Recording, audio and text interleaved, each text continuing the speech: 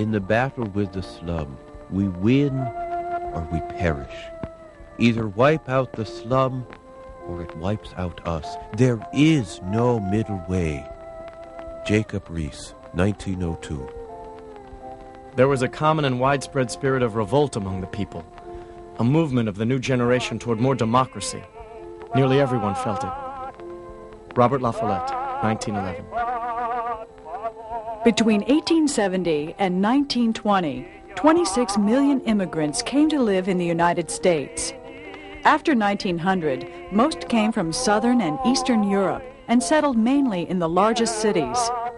Here they worked in small sweatshops and giant industrial workplaces, which boomed like they never had before. A single company, John D. Rockefeller's Standard Oil, controlled 90% of all oil business in the United States. Corporations conspired with each other to keep prices high and wages low, swindling consumers and workers in a single stroke. Violent labor strikes, corporate giants driving smaller operators out of business, cities plagued by crime and poverty. To many Americans, it appeared that industrialization was threatening the future of the nation. What would become of the nation's cities, flooded with new people and new problems? What would become of the nation's gigantic industries, gaining so much steam and power?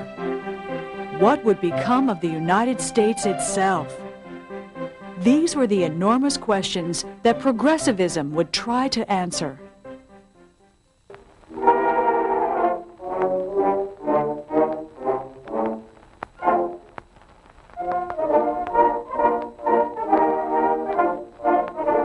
The nation was justly proud of its democratic heritage.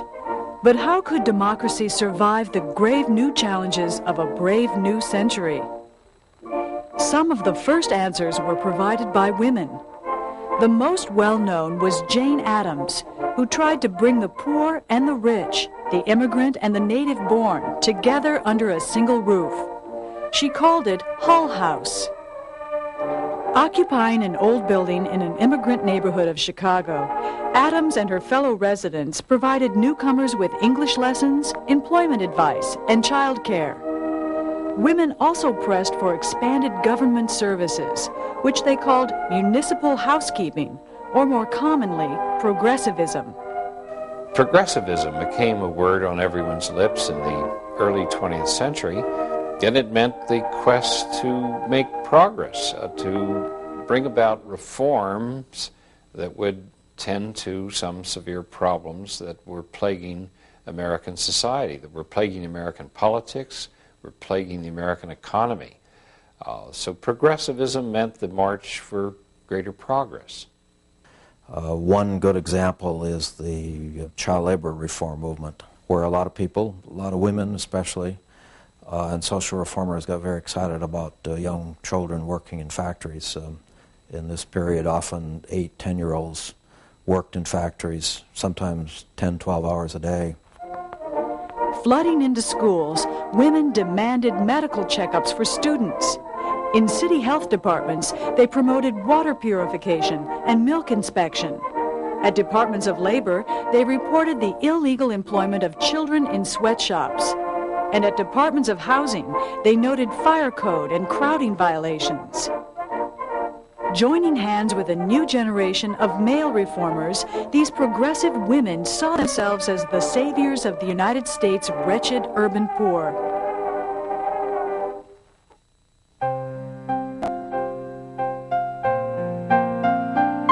Often, though, the poor themselves, especially immigrants, wanted no part of progressive reform. Across the nation's cities, for example, progressives helped plan new parks and playgrounds.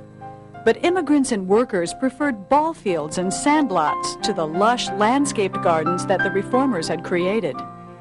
At schools, meanwhile, working-class Americans resented reforms such as mandatory medical inspection of children.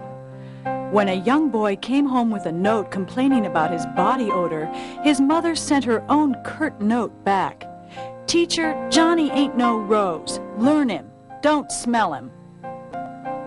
Many immigrants also worried that progressive reformers wanted to destroy their ethnic cultures. Pushing for trained teachers, improved testing, and other reforms, the progressives argued that better schools would help Americanize the nation's newest arrivals.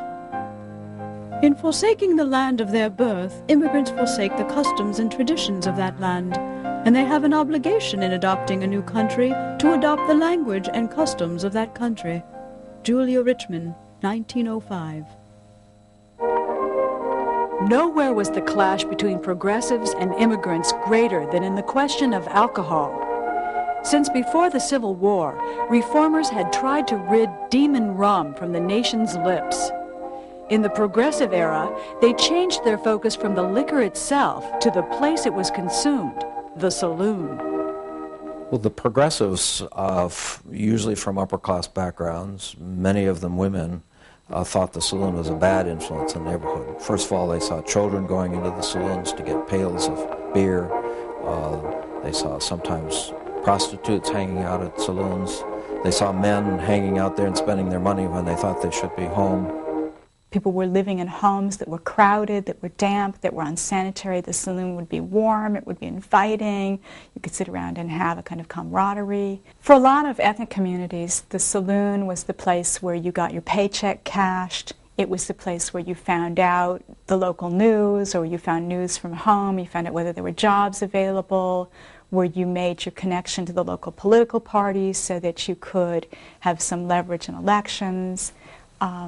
And just the sort of basic neighborhood hangout.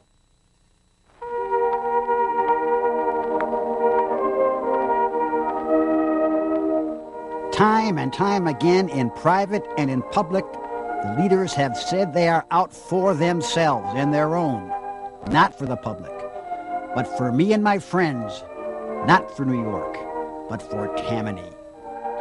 Lincoln Steffens was one of the muckrakers, the journalists who exposed the waste and greed of the modern United States. One of the famous investigations was on the U.S. Senate, called the Treason of the Senate. And the point here was that the senators were so tied to the economic powers that put them in office that they were treasonous to the interest of the United States and to the people of the United States. This article so enraged President Theodore Roosevelt that he gave a speech saying that these journalists are just going around raking muck just for muck's sake, and that's where the term muckraker comes from. Their investigations began in the slums and led upwards to urban political bosses like New York's George Washington Plunkett. Bosses took bribes for city construction contracts or simply awarded them to their friends. Advance knowledge of a new project could be worth millions. Bosses also provided valuable services to immigrants. When they first arrived in the city, it was the boss who helped them obtain housing. In the winter, the boss provided coal. On Thanksgiving, he warmed hearts with a turkey. In return, all the newcomer had to do was vote for the boss and his party. Later on, if he was especially loyal, the boss might give him a job in the police or fire department. They served their neighbors. In return, the neighbors voted for them. But the progressives got very angry at the bosses, thinking that they were corrupt, thinking that they took money unfairly, and so they had many campaigns to try to defeat the bosses and put in a more democratic system. In general, they failed. The bosses were so strong in most places that the progressives failed to oust them. But it led to attempts to reform the city and in many cases to pass state laws about how elections should be handled and so forth. To free voters from boss control, the progressives introduced the secret ballot. Voting had traditionally taken place in public, so the boss knew how you voted. That way he knew whom to reward and whom to punish. Under the new system, he could never tell. Reformers also won new voter registration laws to prevent bosses from stuffing ballot boxes with invented names or paying people to vote multiple times. and reformers won stronger civil service laws, requiring cities to award police, fire, and teaching jobs according to merit. No longer could the boss simply hire his supporters. Job seekers would now be screened by tests to measure how well they would perform.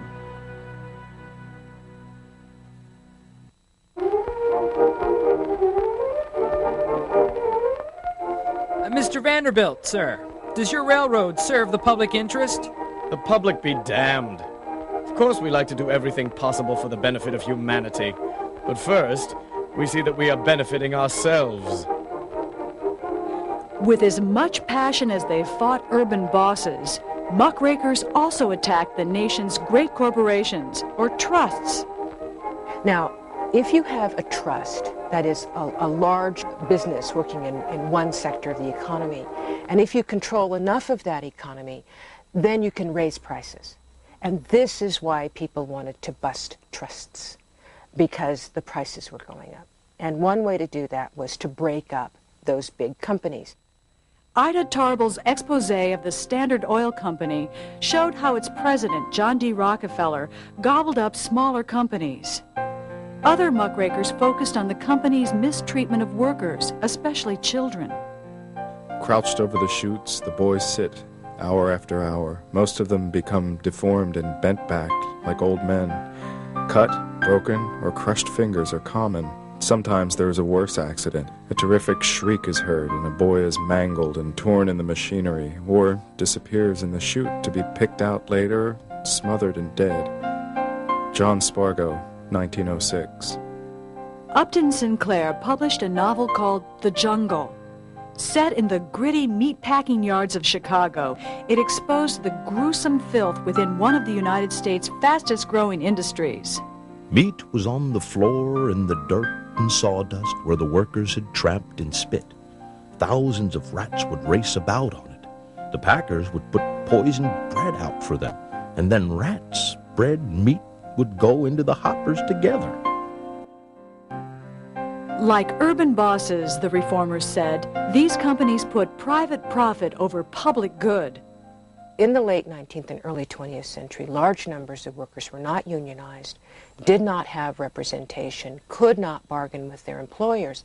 And so if they were in a workspace that was dangerous and they went to their boss and they said, I'm worried about this staircase here because every time I go up and down the staircase, the stair waggles and I'm afraid I'm going to fall down and break my head. And the employer could just say, bye, you're fired. And if something happened, say that worker decided to keep the job, to go up and down the staircase, and one day the stair broke and the worker fell and broke an arm, couldn't work, what do they get? Nothing. So one progressive reform, if you will, was workers' compensation. And workers' compensation means that a worker will get some money either from the state or from the corporation if injured. Unable to make businesses treat their workers with greater fairness, progressives turned to state and local governments. They won new laws to regulate what railroads and other big companies could charge. They placed restrictions on lobbying and campaign donations by corporations, which had often bribed state legislators. But what if a trust did business in many states? Companies like Standard Oil had operations all over the country. To control these gigantic industries, progressives had to turn to the federal government. In the White House, they found a supporter in the youngest man to ever occupy the nation's highest office. An asthmatic child, frail and sickly, Theodore Roosevelt developed into an avid rider, a skilled hunter, and a symbol of everything that was manly about the United States. Whether leading Rough Riders up San Juan Hill in the Spanish-American War, or leading his presidential cabinet on trail rides through Rock Creek Park, Teddy Roosevelt cut a figure that was literally larger than life. He wore a tall black hat, and he strode along with the physical power of a landslide. Never before or since have I been so much impressed by the physical impact of a human being. Hutchins Hapgood. As president, Roosevelt boasted that he would bust America's trusts just like he had killed Spaniards during the war. But Teddy's trust busting was more talk than action. Instead of dividing trusts into smaller companies, Roosevelt tried to regulate them. To address the meatpacking horrors that Upton Sinclair described, Roosevelt signed the Meat Inspection Act, which required refrigeration and other health precautions. To control the sale of harmful patent medicines, he backed the Pure Food and Drug Act, which banned false labeling on packages. And to conserve the nation's dwindling forests, Roosevelt placed millions of acres under federal management. But who exactly would administer these new laws and protect the public's interests? In case after case, the answer was the same: a federal agency or department. The Meat Inspection Act authorized a branch of the U.S. Department of Agriculture to examine meat packing. The Pure Food and Drug Act created the Food and Drug Administration to approve any new drug for sale. The new national forests were administered by a Bureau of Forestry, which would evolve into the United States Forest Service.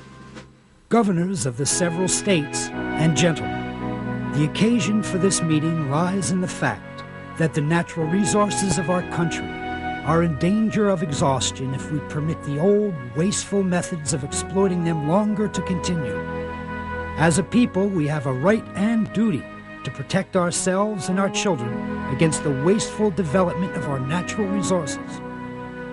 President Theodore Roosevelt, National Conservation Congress, 1908. Fighting big business, progressivism helped create big government and cemented the marriage between them both. The federal government had largely been responsible for taxes on imports and exports and for having an army. It had not been responsible for making sure that if people got hurt on the job, that they could get some kind of care. It had not been responsible for making sure that food was safe to eat. That was a national level reform. These were new ideas that the government should be involved in those issues. The progressives also turned to the federal government to manage the nation's diminishing share of natural resources. By 1900, the government had sold or given away most of the publicly owned lands in the western part of the country.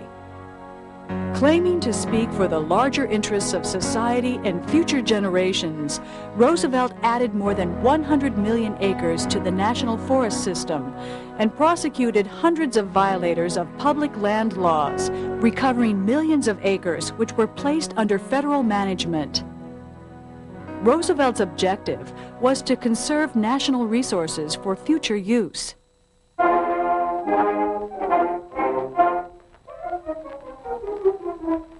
Theodore Roosevelt's hand-picked successor in the White House, William Howard Taft, broke up more trusts than trust-busting Teddy. Roosevelt was outraged. Trusts, he believed, were here to stay. The president's job was to make them fairer, not smaller. So in 1911, Roosevelt announced his bid to recapture the presidency. Since Taft had a lockhold on Roosevelt's old Republican Party, Teddy ran under a new banner, the Progressive Party. No effort should be made to destroy a big corporation merely because it is big. But all business should be carefully supervised, regulated, and controlled by governmental authority. Although it was a three-way election, the real race was between Theodore Roosevelt and the Democratic Party candidate Woodrow Wilson, the reform governor of New Jersey. A former college professor, Wilson seemed cold and distant to most people who met him. His handshake felt like a 10-cent pickled mackerel in brown paper, irresponsive and lifeless. He is a spare, ascetic, repressed creature, a kind of frozen flame of righteous intelligence. William Allen White, 1912. In his 1912 campaign, Wilson proposed not merely to regulate the trusts, but to rid the country of them once and for all. Mr. Roosevelt did not anywhere condemn the great corporations. All that is proposed to do is to take them under control and regulation. Shall we try to get the grip of monopoly away from our lives, or shall we not? Shall we say monopoly is inevitable, that all we can do is to regulate it? Then there is no hope for the people of the United States. Calling his platform The New Freedom, Wilson promised to free the United States from the trusts and to restore an older economy of small shops and factories. Roosevelt, Wilson's opponent, called his program the New Nationalism, since it accepted large corporations but tried to make them work in the national interest. So the 1912 presidential election offered Americans two very different visions of their country. They voted for the man who promised to bring back the world of small business, the corner grocer, not the giant corporation. Woodrow Wilson proved to be a very effective president, but he never did deliver on his promise to bust the trusts. He did win passage of the Clayton Antitrust Act, which limited the size of trusts. But he also signed into law the Federal Reserve Act, which created a national banking system. Rather than breaking up big banks, the new Federal Reserve System linked them into a centrally controlled network of unprecedented size and power.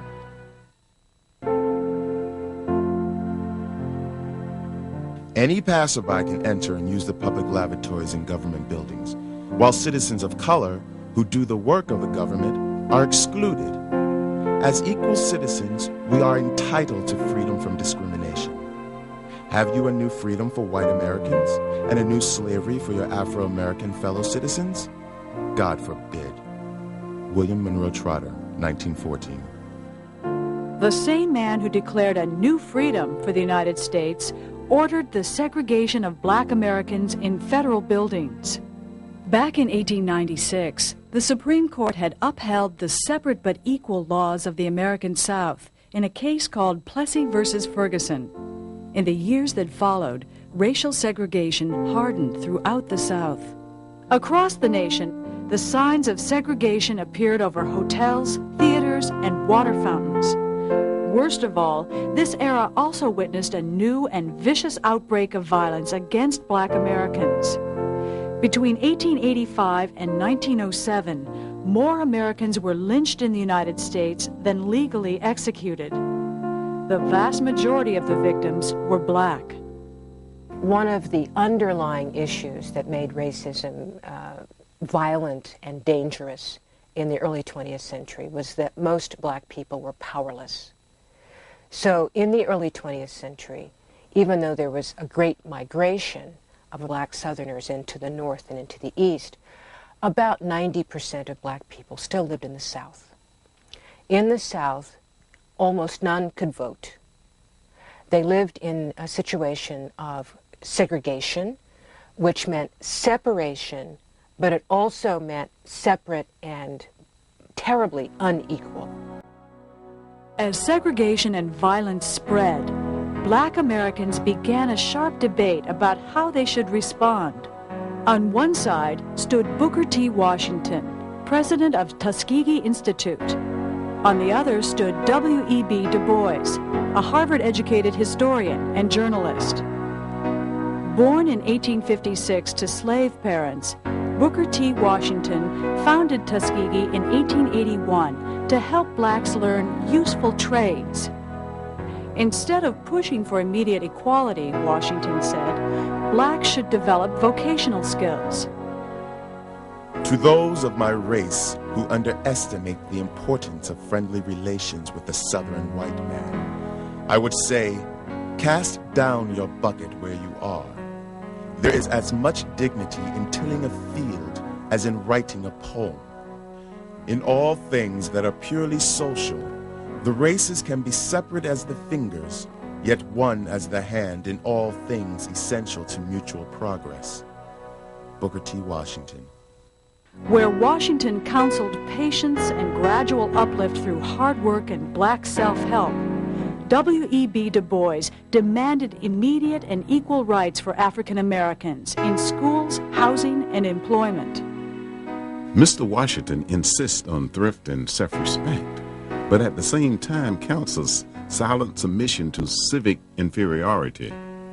Is it possible that 9 million men can make progress in economic lines if they are deprived of political rights? by every peaceful method, we must strive for the rights which the sons of the fathers would fain forget. We hold these truths to be self-evident, that all men are created equal. W.E.B. Du Bois, 1903. Other Americans lost their rights because of the content of their opinions rather than the color of their skins. One major target of persecution were the socialists, who believed that American workers, not their bosses, should own the nation's industries. Socialist Party candidates won offices in over 300 cities, including Milwaukee and San Francisco. In the 1912 presidential election, Socialist candidate Eugene Debs won almost 1 million votes. To Debs, the Wilson-Roosevelt dispute over the size of American corporations made no sense. All that mattered was who owned them. The Republican, Democratic, and Progressive parties all stand for private ownership of the productive machinery used by workers. The Socialist Party is the one party which stands squarely for the abolition of industrial slavery. Eugene Victor Debs, 1912. This message struck fear into the hearts of the nation's law enforcement authorities, who tried to silence the socialists by jailing them. Debs himself would be arrested and sentenced to federal prison for opposing the United States entry into World War I. Another group persecuted because of their opinions were the industrial workers of the world, or Wobblies. Like the socialists, the Wobblies thought that laborers, not corporate kingpins, should own the nation's factories. But where socialists preferred to work through the polls, the IWW called for strikes and sabotage against big businesses. So businessmen organized groups of vigilantes to harass and intimidate Wobblies. Wobblies were beaten, branded, and forced to kiss the American flag on their knees. Some were even shot and killed. Like Eugene Debs, hundreds of Wobblies would be hauled off to prison during the First World War.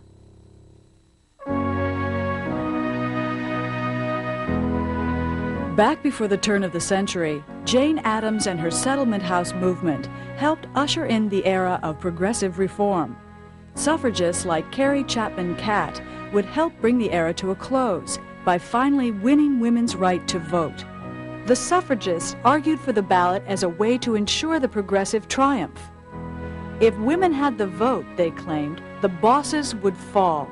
Saloons would disappear, and the United States of America would be an altogether better place. Public-spirited women who wish to use the ballot do not wish to do the work of men. They simply want an opportunity to do their own work and to take care of those affairs which naturally and historically belong to women. May we not fairly say that American women need the vote in order to preserve the home? Jane Addams, 1910. Yet suffragists also embraced the dark underside of progressivism, racial and ethnic bigotry. Many women argued for the vote in racist terms, promising that the female ballot would help keep white Protestants in charge.